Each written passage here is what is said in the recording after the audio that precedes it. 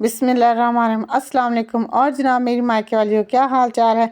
मैंने आपको अपनी पहली वीडियो में बताया था ना कि मैं अक्सर बच्चों के लिए कुछ ना कुछ बना कर रख लेती हूँ। आज देखें मैं अपने बच्चों के लिए मठरियाँ बना रही हूँ। इसको बनाना कोई इतना मुश्किल काम नहीं है और ये बनाकर हम इसको सेव करके भी रख सकते हैं, जैसा कि मैं आपके सामने बना रही हूँ। हाँ, कुछ नहीं ज़्यादा लेना, घर का आटा जिससे हम लोग रोटियाँ बनाते हैं वही वाला आटा लेना है। उसमें नमक डालें, मिर्च डालें, थोड़ा सा ज़ीरा डालें, थोड़ी सी अजवाइन डालें। जब आप ज़ीरा डालें तो उसको हाथों से रगड़ कर फिर इसमें डालें। जब हाथ से रगड़ कर क्रश करके डालें तो फिर उससे अच्छी सी खुशबू उठती है।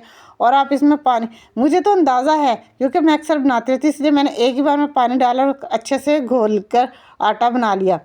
आप लोग अगर बनाएंगे तो आप थोड़ा थोड़ा करके बनाइएगा, पानी डालिएगा ताकि अच्छे से पानी कहीं ये पतला ना हो जाए।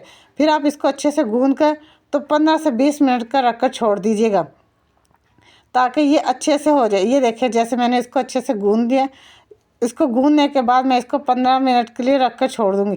आपने भी इसको थोड़ी देर के लिए स्टे देना है। ये देखिए ये मैंने इसको ढक कर छोड़ दिया। 15 मिनट के बाद ये देखिए मैंने इसको निकाल कर इसको अच्छे से पेड़ा बनाया है।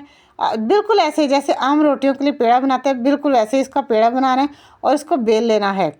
मैं इसको जब आपके सामने बेलूँगी, ये देखिए ये मैं इसको बेलने लगी। और बेलने के बाद आप इसको किसी भी चीज़ के साथ कट कर सकते हैं। मैं तो इसको ग्लास के साथ कट करती हूँ। जब मैं पहले इसको आप पतला सा बेल लीजिएगा, ज़्यादा मोटा ना हो, क्योंकि जितना ज़्यादा पतला होगा उतना ही ज़्यादा खस्ता और क्रिस्पी मठरियाँ बनेंगी। ये देखिए इसको अच्छे से बिल्कुल बारीक सा बेल लेना है ताकि ये अच्छे से बने। और आप इसको किसी भी कटर के साथ आप काट सकते हैं।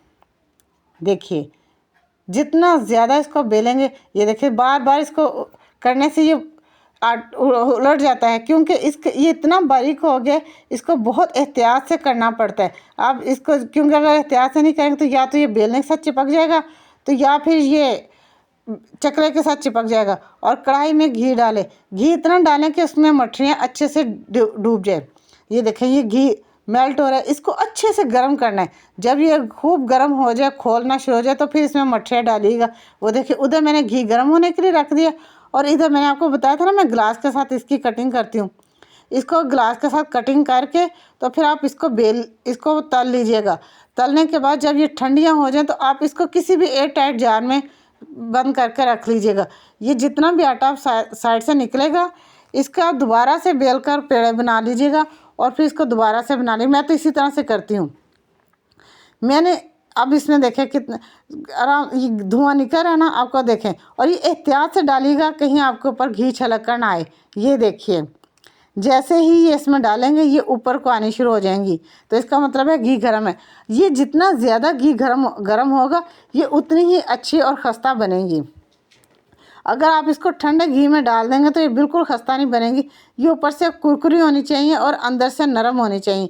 ये देखिए अब मैं ये निकाल रही हूँ, ये कितनी अच्छी और ख़ूबसूरत ब्राउन हुई हैं। अगर रेसिपी अच्छी लगे तो वीडियो ज़रूर लाइक